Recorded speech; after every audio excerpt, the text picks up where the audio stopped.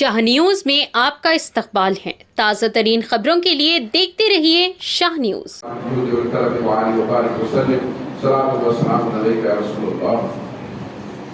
حضرات گرامی، آج ایک دفعہ پھر آپ کے اس پیارے شہر محبوب نگر میں حاضری کا شرف حاصل ہوا ہے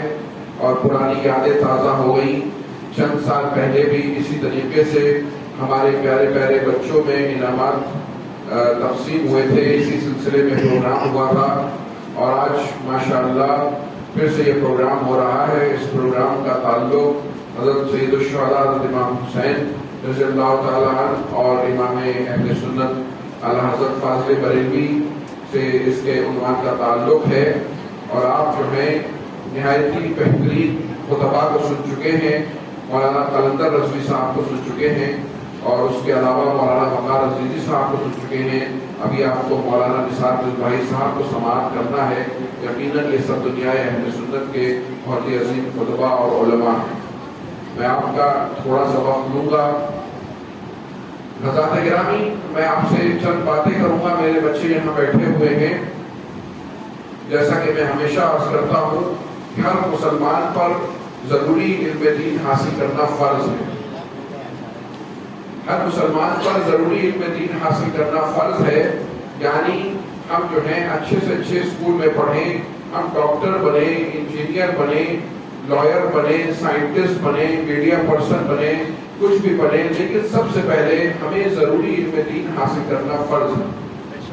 یعنی اللہ رب العزت کے بارے میں کیا عقائد ہونے چاہیے، رسول پاک صلی اللہ تعالیٰ علیہ وسلم کے بارے میں کیا عقائد ہونے چاہیے، صحابہ کا اہل بیت کے بارے میں ہمیں معلوم ہونا چاہیے، نماز کے مسائل معلوم ہونے چاہیے، زکوٰۃ کے مسائل معلوم ہونے چاہیے، حلال و حرام کے بارے میں جاننا چاہیے، نکاح و طلاق کے بارے میں جاننا چاہیے، تو اور اس طریقے کی کچھ اور چیزیں۔ تو ہمیں اس دنیا میں ہم لوگ اس لیے بھیجے گئے ہیں، اللہ رب العزت نے اپنی عبادت کے لیے ہمیں بھیجا، اور اس دنیا میں ایک مقرر وقت کے لیے ہمیں رہنا ہے، پھر اس دنیا سے واپس چلے جانا ہے۔ چاہے کوئی کسی بھی مذہب یا عقیدے کا ماننے والا ہو، وہ اس بات پہ ضرور یقین رکھتا ہے، کیونکہ روز ہمارے سامنے لوگ اس دنیا سے اپنے سفر کو ختم کر کر واپس جا رہے ہیں۔ حضرات گرامی، عقل مند انسان وہ ہوتا ہے جو اپنے مشن پر، اپنے ویژن پر جو ہے وہ نظر رکھتا ہے، اور جس مقصد سے اس کا تعلق ہوتا ہے اس مقصد میں آگے بڑھتا رہتا ہے۔ اگر آپ کو یہاں سے حیدرآباد جانا ہے تو حیدرآباد آپ جائیں گے تو آپ ایک جو ہے ٹرک بھر سامان لے کر نہیں جائیں گے، 10 اڈیچیاں لے کے نہیں جائیں گے، بلکہ 1-2 جوڑی لے کر آپ جو ہے یہ سفر کریں گے، اپنا ضرورت کا کام کریں گے اور واپس آ جائیں گے۔ تو اسی طریقے سے اس دنیا میں ہم جو حاضر ہوئے ہیں تو ایک متعینہ مدت کے لیے، کچھ ٹائم کے لیے اللہ پاک نے ہمیں بھیجا ہے۔ اس کے بعد ہمیں واپس جانا ہے۔ ہمارے اعمال کیسے رہے، ہم نے دنیا میں کیا کیا، اللہ رب العزت کے سامنے ہمیں اس کا جواب دینا۔ تو عقل مند انسان وہی ہے جو اپنے لیے توشہ آخرت تیار کرے۔ اللہ رب العزت کے سامنے ہمیں پیش ہونا ہے، اپنے اعمال کا جواب دینا ہے، تو اسی طریقے سے ہم اپنے اعمال کریں، اور سب سے پہلے ہم ضروری علم دین سیکھیں۔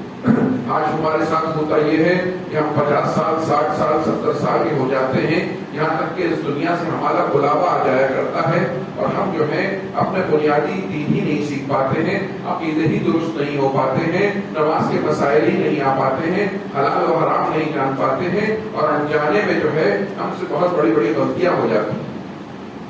اگر آپ کسی شہر میں جائیں اور آپ روڈ جو ہے ٹریفک لائٹس کو کراس کر دیں تو پولیس والا آپ سے پوچھے گا کہ آپ نے جو ہے ٹریفک لائٹس کراس کر دیا، اب آپ پہ چالان ہوگا، ورنہ آپ کو جیل جانا پڑے گا۔ تو آپ یہ تھوڑی کہہ سکتے ہیں کہ مجھے یہ رولز پتہ نہیں ہے آپ کے شہر کے، یہ تو جاننا آپ کی ڈیوٹی ہے۔ تو ضروری علم دین کو حاصل کرنا ہماری ڈیوٹی ہے، اور اپنے آپ کو دوزخ کی آگ سے بچانا ہماری ڈیوٹی ہے۔ اور حقیقت میں کامیابی یہی ہے کہ انسان اس دنیا سے صاحب ایمان چلا جائے۔ آپ دیکھتے ہوں گے پہلے زمانے میں جب بزرگ دعا کرتے تھے کہ اللہ ایمان پہ خاتمہ فرمانا، ہم چھوٹے تھے تو ہمارے یہ بات سمجھ میں نہیں آتی تھی کہ ایک مسلمان کا ایمان پہ خاتمہ کی ہم دعا کر رہے ہیں۔ بیٹا، سب سے امپورٹنٹ چیز، جو سب سے بڑی آپ کی دولت ہے، سب سے بڑا آپ کا ایسٹ ہے، وہ آپ کا ایمان ہے۔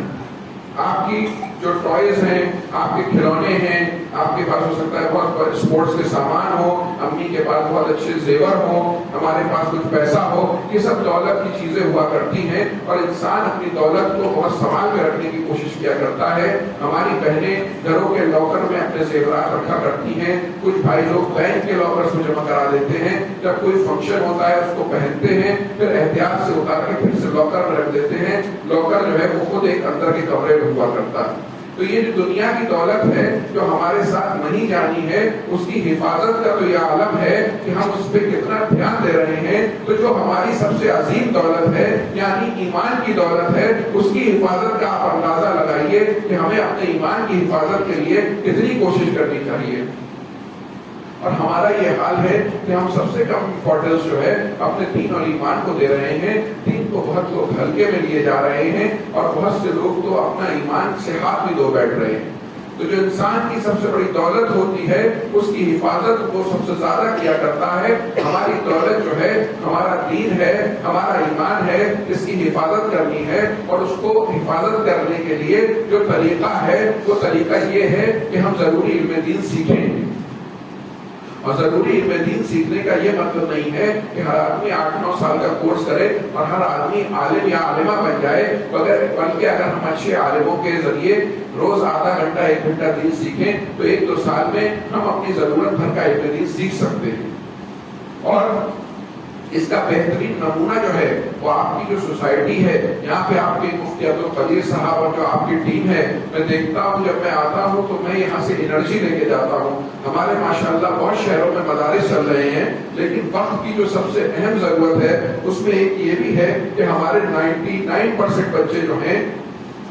وہ اسکولوں میں پڑھتے ہیں۔ ہم اپنے مدارس کے بچوں کو تو دین سکھانے میں کامیاب ہو جاتے ہیں، لیکن جو بچے ہمارے 99% اسکولوں میں پڑھ رہے ہوتے ہیں انہیں دین سکھانے کی جو ہماری ڈیوٹی ہے، ہم بہت کم جگہ، اگر ہزاروں شہر ہیں ہمارے تو چند جگہوں پہ اس طریقے کے اسلامک کورس یا سرٹیفکیٹ کورس چل رہے ہوں گے۔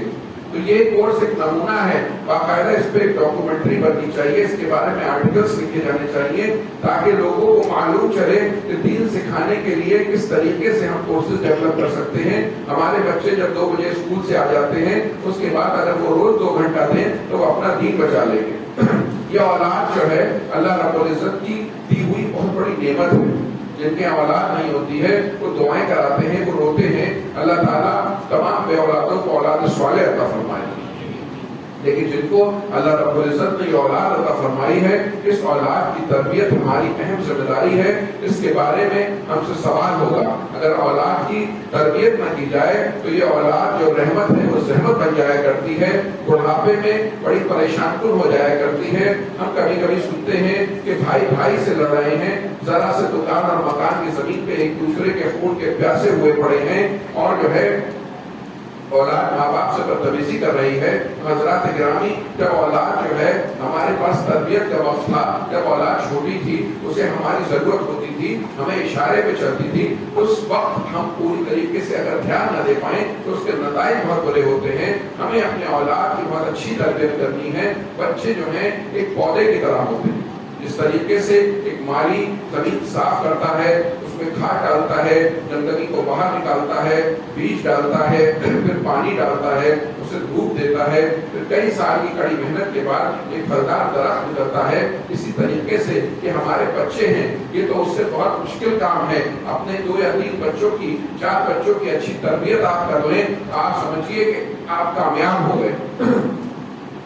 اگر آپ نے اپنی 3 بیٹیوں یا 2 بیٹیوں یا 1 بیٹی کی اچھے سے تربیت کر دی تو آپ سمجھیے آپ جنت کے حقدار ہو گئے۔ ہمیں اپنی اولاد کی بہترین تربیت کرنی ہے۔ اس دنیا سے جانے کے بعد جو چیزیں ہمارے لیے اگر فائدہ مند ہوں گی تو اس میں نیک اولاد بھی ہوگی کہ وہ ہمارے لیے ایثار ثواب کرے گی، وہ ایسے کام کرے گی کہ ہم قبر میں ہوں گے لیکن اس کا ثواب ہمیں پہنچتا رہے گا۔ لیکن عالم یہ ہے کہ بچے ہی ہمارے خود نماز نہیں پڑھیں گے، خود جو ہے انہیں دین سے کوئی لگاؤ نہیں ہوگا، پھر وہ اپنے لیے دعا نہیں کریں گے تو انہیں ہمارے لیے ایثار ثواب کا خیال کب آئے گا۔ تو حضرات گرامی، ہمیں اپنے بچوں کو بنیادی علم دین سکھانا ہے، اس کے لیے محنت کرنی ہے، قربانی دینی،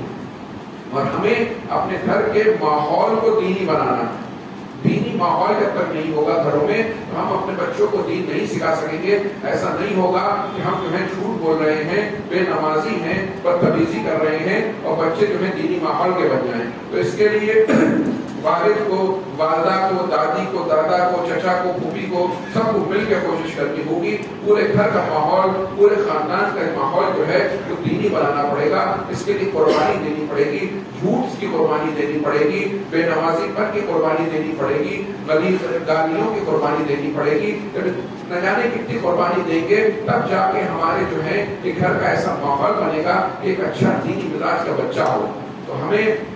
اپنے بچوں کو ضروری علم دین سکھانا ہے, اپنے بچوں کی بہترین تربیت کرنی ہے. اور اس کے لیے میں دیکھتا ہوں کہ جو آپ کا کورس ہے یہ ایک نہایت ہی اچھا کورس ہے. حضرات گرامی, یہاں پر ایمان کی حفاظت کی بات ہو رہی تھی. آپ دیکھیے آج پوری دنیا جو ہے وہ اسلام اور مسلمانوں کے پیچھے پڑی ہوئی ہے. انہیں جو ہے ہمارے ایمان سے ان کو جو ہے پریشانی ہے. وہ چاہتے ہیں کہ ہمیں ایمان سے کفر کی طرف لے جائیں. نہ جانے کتنی تحریکیں چل رہی ہیں, کچھ جو ہے غیروں کے ذریعے چل رہی ہیں, کچھ ہمارے جیسے شکل و صورت کے لوگوں کے ذریعے چل رہی ہیں, کچھ بے عملی کی تحریکیں چل رہی ہیں. میڈیا پہ اگر آپ جو ہے بچہ موبائل یوز کرتا ہے تو اس پہ اتنی گندی اور فحش تصویریں نکل آتی ہیں, ویڈیوز نکل آتی ہیں کہ ایمان کو بچا کے لے جانا بہت مشکل ہے. تو ایسے میں آپ کہاں کہاں اپنے بچے کی حفاظت کرتے پڑیں گے. بچہ پڑھے گا, حیدرآباد جائے گا, بنگلور جائے گا, امریکہ جائے گا, نوکری کرے گا, کہاں کہاں ہم بچے کے پیچھے بھاگیں گے. اس سے بہتر ہے کہ ہم بچے کی اسلامی تربیت کر دیں, اللہ رب العزت سے محبت پیدا کرا دیں, رسول پاک صلی اللہ تعالیٰ علیہ وسلم کا غلام بنا دیں. پھر بچہ ہمارا کہیں بھی جائے گا انشاءاللہ اس کی یہ محبت اس کی حفاظت کرے گی اور اس دنیا سے ایمان کے ساتھ جائے گا. حضرات گرامی, ہمیں اپنے بچوں کی اور اپنے گھر کی حفاظت, ایمان کی حفاظت کی کوششیں کرنی ہیں اور اللہ سے اپنے بچوں کے لیے دعا کرنی ہے. جو دعائیں بہت قبول ہوتی ہیں اس میں جب والد اپنے بچوں کے لیے دعا کرتا ہے, اپنے بیٹے کے لیے دعا کرتا ہے تو دعا بہت مقبول ہوتی ہے. جب ایک بھائی دوسرے بھائی کے لیے اس کی غیر حاضری میں دعا کرتا ہے وہ دعا بہت قبول ہوتی ہے. سفر میں آپ لوگ جاتے ہوں گے اس میں اپنے گھر والوں کے لیے دعا کیا کریے, وہ دعا بہت قبول ہوتی ہے. تو ہمیں اپنے بچوں کے لیے دعا بھی کرنی ہے. حضرات گرامی, جیسا کہ آپ سب سنتے آئے ہیں اور جانتے ہیں, امام حسین نے میں اپنے خانوادے کے دشت کربلا میں جو ہے اپنی جانوں کا نذرانہ پیش کر دیا اور اسلام کی حفاظت کر لی. آپ یہ سوچئے ہمارے گھر میں اگر ایک چھوٹا سا بچہ ہوتا ہے, اگر وہ بیمار پڑ جاتا ہے, اگر وہ اسے بخار آ جاتا ہے, کئی دن تک بخار اترتا نہیں ہے, تو ہماری آنکھوں سے جو ہے وہ آنسو ٹپکنے لگتے ہیں, ہم پریشان ہو جاتے ہیں, ہم ڈاکٹروں کے چکر لگاتے ہیں, ڈاکٹر سے ڈاکٹر بدل دیتے ہیں, کوشش کرتے ہیں کہ کتنی ہی دولت لے لیں. کچھ لوگ تو اپنی زمینیں بیچ کر اپنے بچوں کے علاج کرایا کرتے ہیں. تو سوچئے جب ایک بچے کی بیماری برداشت نہیں ہوتی ہے, ہمارے امام ہیں اور امام کے پاس ان کا پورا خاندان ہے, علی اکبر بھی ہیں, علی اصغر بھی ہیں, اور محمد بھی ہیں, قاسم بھی ہیں, اب ایوان انصار بھی ہیں. اور امام کو معلوم ہے کہ اگر یزید کی باطل حکومت آ گئی ہے, حضرت امیر معاویہ کے وصال فرمانے جانے کے بعد جو ہے یزید جو ہے تخت حکومت میں قابض ہو چکا ہے اور ہمیں جو ہے صرف ایک مطالبہ بیعت ہے, یعنی ایکسپٹنس کا مطالبہ ہے. یزید جانتا ہے کہ ہمیں, جب یزید حکومت پہ آیا تو بہت سے صحابہ نے اس کی حکومت ایکسپٹ نہیں کی. جگہ جگہ جو ہے لوگ بغاوت کرنا چاہ رہے تھے, جگہ جگہ جو ہے اس کے خلاف کھڑے ہونا چاہ رہے تھے. یزید یہ بات جانتا تھا کہ اس وقت پوری دنیا میں جو سب سے عظیم لوگ ہیں, جو سب سے عظیم خاندان ہے, جو سب سے علم والے لوگ ہیں, جو سب سے تقوی والے لوگ ہیں, جو سب سے نیک لوگ ہیں, اگر میں نے امام حسین اور ان کے خانوادے کی بیعت لے لی پھر پوری دنیا میں کسی مسلمان کو یہ کہنے کے کوئی وہ نہیں رہ جائے گا کہ ہم تمہاری بیعت نہیں کرتے. اس سے کہا جائے گا جب خانوادہ رسول نے تمہاری بیعت لے لی ہے, امام حسین نے میری بیعت لے لی ہے, تو اب تم کیا کہہ سکتے ہو. تو امام کو بھی معلوم تھا کہ یہ بچے جو ہیں یہ شہید ہو جائیں گے, میں جاؤں گا تو میں وہاں شہید ہو سکتا ہوں. لیکن اس کے باوجود امام جو ہے کیوں یزید کی مخالفت کر رہے ہیں, صرف بیعت اور ایکسپٹنس کی تو بات ہے, لیکن اور انسان کی جان کتنی امپورٹنٹ ہوتی ہے, اس کو بچانے کے لیے کیا کیا کرنا ہوتا ہے. لیکن امام نے اور ان کے خاندان والوں نے دشت کربلا میں ہمیں یہ بتا دیا کہ کس چیز کو بچانے کے لیے کون سی چیز گوائی جا سکتی ہے. حضرات گرامی، جو چیز گوائی جا رہی ہے یعنی وہ جان ہے، وہ اپنا وطن ہے، وہ بھی بہت ضروری ہے، لیکن جس چیز کو بچایا جا رہا ہے تو امام نے بتا دیا کہ نانا کا دین جو ہے وہ سب سے امپورٹنٹ ہے، ایمان کی حفاظت سب سے امپورٹنٹ ہے، اسلامی نظام و شریعت کی حفاظت سب سے امپورٹنٹ ہے۔ ہاں، ہمارے بچوں کی جان بہت امپورٹنٹ ہے، ہمارے سامنے ہمارے خاندان کو شہید کر دیا جائے گا، ہمارے بچوں کو جو ہے خون سے نہلا دیا جائے گا اور ہمارے ساتھیوں کو شہید کر دیا جائے گا، لیکن جو چیز بچے گی وہ ایمان ہوگا، وہ اسلام ہوگا، وہ شریعت ہوگی، اور پوری دنیا کو یہ پتہ چل جائے گا کہ یہ خانوادہ رسول شہید تو ہوا ہے، لیکن یہ کیوں شہید ہوا ہے؟ یہ اس لیے شہید ہوا ہے کہ اس نے باطل کو ایکسپٹ نہیں کیا، گویا کہ مورچے پہ تو شہید ہو گیا لیکن زندگی کے اسلام کو جاویدانی دے جائے گا، اور ہر موقع پہ پوری دنیا اسلام یہ جان جائے گی کہ سب سے عظیم لوگوں نے، امام حسین کے خانوادے نے، سب سے متقی لوگوں نے یزید کی حکومت کو ایکسپٹ نہیں کیا، اس کے عوض انہیں اپنی جان تو گوانی پڑی، ایک ایک انسان کو اپنی قربانی تو دینی پڑی، لیکن باطل کو ایکسپٹ نہیں کیا، ایمان بچا کے لے گئے، اسلام بچا کے لے گئے۔ تو میدان کربلا میں کا جو لیسن ہے وہ یہ ہے کہ سب سے جو عظیم دولت ہے یعنی جو آپ کا ایمان ہے اس کی سیفٹی کر لی گئی ہے، اور ہمیں ہمیشہ کے لیے درس دے دیا گیا ہے کہ حکومت ہو سکتا ہے مضبوط ہو، اس کے پاس جو ہے میٹیریل پاور بہت زیادہ ہو، اس کے پاس فوج کی بہت طاقت ہو، لیکن ایمان سے بڑی کوئی دولت نہیں ہے، اس کے اوپر جو ہے وہ جان بھی قربان ہو سکتی ہے۔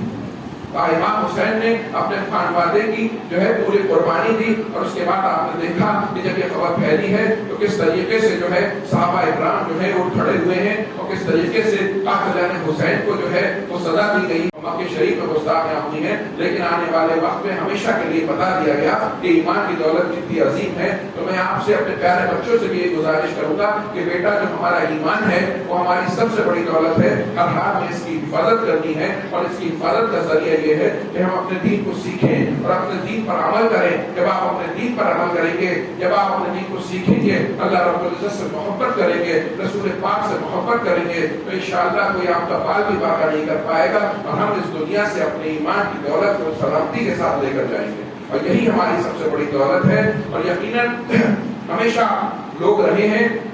جنہوں نے دین کی حفاظت کے لیے، دین کے لیے کوششیں کی ہیں، جو بھائی ہمارے دین کو سکھانے کے لیے آگے آتے ہیں، اس میں معاون ہوتے ہیں، مساجد کی تعمیر میں آگے آتے ہیں، مدارس کی تعمیر میں آگے آتے ہیں، اپنی قوم کو دین سکھانے کے لیے آگے آتے ہیں، وہ بہت خوش بخت ہیں، اللہ کا ان پہ بہت کرم ہے۔ تو تمام عوام کو ان کا بہت شکر گزار ہونا چاہیے کہ آج کہ وہ لوگ یہ ڈیوٹی جو پوری امت کی ڈیوٹی ہے اس کو نبھا رہے ہیں، اور دین جو ہے اس کو، اور عقیدہ جو ہے اس کو پہلی جنریشن سے دوسری جنریشن میں منتقل کر رہے ہیں۔ وہی قومیں کامیاب ہوتی ہیں جو اپنی آنے والی جنریشن پہ دھیان دیا کرتی ہیں، جو عقیدہ بزرگوں سے ملا ہوتا ہے اس عقیدے کو، عمل کو اس اپنے بچوں تک پہنچایا کرتی ہیں۔ جو قومیں یہ نہیں کر پاتی ہیں وہ مٹ جایا کرتی ہیں، تاریخ سے ان کا نام مٹ جایا کرتا ہے۔ تو میں مبارکباد دیتا ہوں اپنے محبوب نگر والوں کو اور ان پانچوں مساجد کی انتظامیہ کو اور ان لوگوں کو جو اس پورے پروگرام کو، جو 1200 بچے پڑھ رہے ہیں، ان کے والدین کو، ان کے اساتذہ کو جو یہ کوشش کر رہے ہیں اور اپنے بچوں کو دین سکھا رہے ہیں۔ حقیقت میں اس سے بڑا کام اس وقت کوئی نہیں ہے۔ یہ مدارس اور مساجد اور مدارس اور مکاتب اس قوم کی ریڑھ کی ہڈی ہے۔ جس طریقے سے کوئی انسان میں ریڑھ کی ہڈی ہو، اتنی ہی وہ پہلوان ہو، لیکن اگر اس کی ریڑھ کی ہڈی میں چوٹ لگ جائے تو وہ بیڈ پہ آ جاتا ہے۔ اسی طریقے سے یہ مدارس اور مکاتب جو ہیں یہ قوم کی ریڑھ کی ہڈی ہیں۔ اگر مدارس اور مکاتب کمزور ہو جائیں یا خدا نخواستہ نابید ہو جائیں تو جن ملکوں میں ایسا ہوا ہے چند سالوں بعد وہاں سے اسلام بھی رخصت ہو گیا۔ تو تمام لوگوں کی اور ہمارے بچوں آپ کی ڈیوٹی ہے کہ ہمیں اپنے ایک ایک مدرسے کی حفاظت کرنی ہے، اپنے مکتب کی حفاظت کرنی ہے۔ ہمیں یہ دیکھنا ہے کہ وہاں پر انتظام ہے کہ نہیں ہے، اساتذہ کی تنخواہوں کا انتظام ہے کہ نہیں ہے، بلڈنگ کا انتظام ہے کہ نہیں ہے، کتابوں کا انتظام ہے کہ نہیں ہے، لائٹ کا، پانی کا انتظام ہے کہ نہیں ہے۔ ایک دینی سیٹ اپ کو سیٹ کرنے میں بڑی کوششیں ہوتی ہیں، بہت لوگ مل کے کرتے ہیں اور اللہ رب العزت کے یہاں سے اس کا اجر پاتے ہیں۔ یہ اجر جو آپ لوگ کر رہے ہیں، یہ بچے دین سیکھیں گے، ایک وقت آئے گا ہم اور آپ جو ہیں اپنی قبروں میں لیٹے ہوں گے، یہ بچے دین پہ عمل کر رہے ہوں گے، اس کا ثواب ہمیں بھی مل رہا ہوگا۔ یہ بچے اپنے بچوں کو سکھائیں گے، یہ بچیاں اپنے بچوں کو سکھائیں گی، اس کے بعد اگلی جنریشن میں یہ جائے گا، اس کے بعد اگلی جنریشن میں جائے گا، انشاءاللہ اگلی جنریشن میں جائے گا، تو ہم تو اپنی قبروں میں لیٹے ہوں گے، اور یہ جو ہم نے ایک خوبصورت پودا لگایا ہے، اس کے پت پھیلتے چلے جائیں گے، پھیلتے چلے جائیں گے، اور اللہ رب العزت کے ہاں کوئی ثواب کی کمی نہیں ہے۔ نہ جانے ہم ایک پودا لگائیں گے، ایک پودے کو لگانے میں مدد کریں گے اور کتنا اجر و ثواب اس کا ہمیں ملے گا، اور ہمارے لیے کیسا توشہ آخرت تیار ہوگا۔ تو میں ہر جگہ یہ کوشش کرتا ہوں کہ جو میرے بھائی محبوب نگر کے باہر سے بھی آئے ہیں وہ دل میں یہ عزم لے کے آئیں کہ پورے ہندوستان میں ہمیں اس طریقے کے کورسز کو عام کرنے کی ضرورت ہے، کیونکہ بہت کم بچے ہیں جو فل ٹائم مدرسے میں پڑھ سکتے ہیں۔ مدارس والوں کو بھی یہ ڈیوٹی ہے کہ وہ اس طریقے کے کورسز کو عام کریں، کیونکہ یہ جو ماڈرن جنریشن ہماری اسکولوں میں جا رہی ہے، جب یہ بچے تیار ہوں گے اور دینی مزاج کے ہوں گے تو فیوچر میں ہماری مساجد کی بھی حفاظت کریں گے، مدارس کی بھی حفاظت کریں گے، علماء کے ساتھ قدم سے قدم ملا کے چلیں گے اور پورے دین کی سسٹم کی حفاظت ہوگی۔ حضرات گرامی، جب ہم ضروری علم دین سیکھ لیں اس کے بعد ہماری یہ بھی ڈیوٹی ہوتی ہے کہ اس دنیا میں ہم ترقی حاصل کرنے کی کوشش کریں، ہم اچھے ڈاکٹر بننے کی کوشش کریں، لائر بننے کی کوشش کریں تاکہ اپنی مسجدوں کی حفاظت کر سکیں، انجینئر بننے کی کوشش کریں، سائنٹسٹ ٹیچر بننے کی کوشش کریں، ایک اچھے فادر اور مدر بننے کی کوشش کریں۔ ہمیں کوشش کرنی چاہیے کہ اپنے بچوں کو بہترین سے بہترین دنیاوی تعلیم بھی دلائیں، کیونکہ اس دنیا کا رول ہے کہ جو سب سے زیادہ ٹیلنٹڈ ہوتا ہے، علم والا ہوتا ہے، وہی دنیا پہ جو ہے حکومت کیا کرتا ہے۔ آپ دیکھیے کس طریقے سے وہ قومیں جنہوں نے علم کی خدمت کی ہے آج پوری دنیا پہ حکومت کر رہی ہیں اور دوسروں پہ ظلم کر رہی ہیں۔ اچھا مسلمان ہو، ایک بہترین انجینئر ہو، لیکن پہلے ایک نیک مسلمان ہو، ایک وکیل ہو لیکن پہلے ایک نیک مسلمان ہو، پھر اس طریقے کی قوم آئے گی، ہمارے مساجد کی بھی حفاظت ہوگی، مدارس کی بھی حفاظت ہوگی، ہماری جان و مال، عزت و آبرو کی بھی حفاظت ہوگی۔ ہمیں اپنے بچوں کو بہترین طریقے سے تیار کرنا ہے، ایک ایک بچہ ہمارے لیے ایسٹ ہے، ہمیں ایک ایک بچے کی پڑھائی پہ دھیان دینا ہے، اپنے بچوں کو تیار کرنا ہے تاکہ آنے والی نسل جو ہے خوب سے خوب ترقی کرے اور اسلام کا یہی بول بالا ہوتا رہے۔ اب میرے بعد آپ نثار صاحب کو بھی سنیں گے جو کہنے سننے میں غلطی ہوئی، اللہ معاف فرمائے۔ استغفر اللہ ربی من کل ذنب و اتوب الیہ۔ السلام علیکم و رحمۃ اللہ وبرکاتہ۔